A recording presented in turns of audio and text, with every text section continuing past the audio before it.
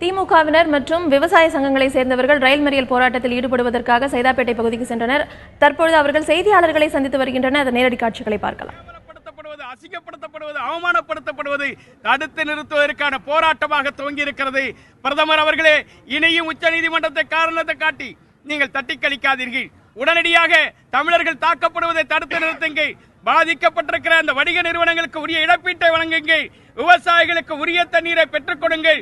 எங்களை வாழ வழிவிடுங்கள், எங்களை வாழ்வதற்கு வழிகாட்டுங்கள் என்று கேட்டுத்தான் தமிழகம் முழுமையிலும் இந்த போராட்டம் துவங்கி இருக்கிறது.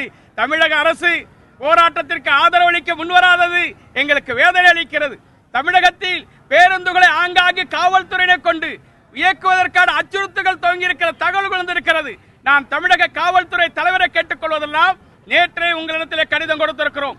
அமைதி வழியில் போராட்டத்தை நடத்துவதற்கு தமிழக அரசும் காவல்துறையும் இணைந்து உரிய ஒத்துழைப்பு அளிக்க வேண்டும் என்று சொல்லியிருக்கிறோம். ஆனால் ஆங்காங்கு அச்சுறுத்தல்கள் துவங்கி இருக்கிறது.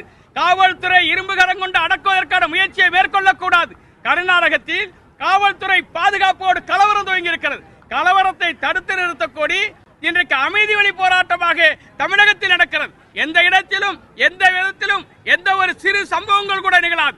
அகிம்சை வழியில் நடத்துகின்ற இந்த போராட்டத்திற்கு வருகை தந்திருக்கிற இந்த விவசாயிகள், அதே போல அனைத்து அரசியல் கட்சிகள் ஒட்டுமொத்தமாக தமிழ் உணர்வை வெளிப்படுத்துகிற போராட்டம் தான் நடத்துகிறார்களே தவிர தமிழக அரசு அனைத்து வகையிலும் உதவி புரிந்து இந்த போராட்டத்தினுடைய நோக்கத்தை உணர்ந்தாவது தமிழ்நாட்டில் உடனடியாக அனைத்து கட்சி கூட்டத்தை கூட்டுங்கள்.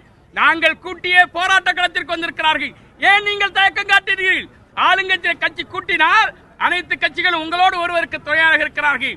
இன்றைக்கு விக்னேஷ் என்கிற மாணவன் இந்த போராட்டம் துவங்குற போது அவன் இறந்திருக்கிறான்.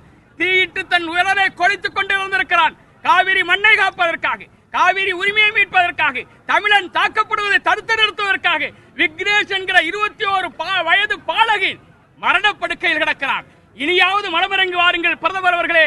உங்களுடைய சதானந்த கவுடாவுடைய அந்த வக்ர பேச்சு, முடிந்திருக்கிற கலவரத்தை தூண்டுகிற பேச்சு. அவரே கலவரத்துக்கு தலைமை தாங்குகிறார். அவரே சட்ட அமைச்சர், அவரே நீதிமன்ற தீர்ப்பை மீறுகிறார். எனவே அவரை அமைச்சரவையிலிருந்து நீக்கப்பட வேண்டும். மத்திய அமைச்சர்கள் தான் எடுத்துக்கொண்ட உறுதிமொழியை மீறக்கூடாது. தமிழர்களை பாதுகாப்பதற்கு முன்வாருங்கள் என்று கேட்டுதான் போராட்டம் துவங்கி இருக்கிறது.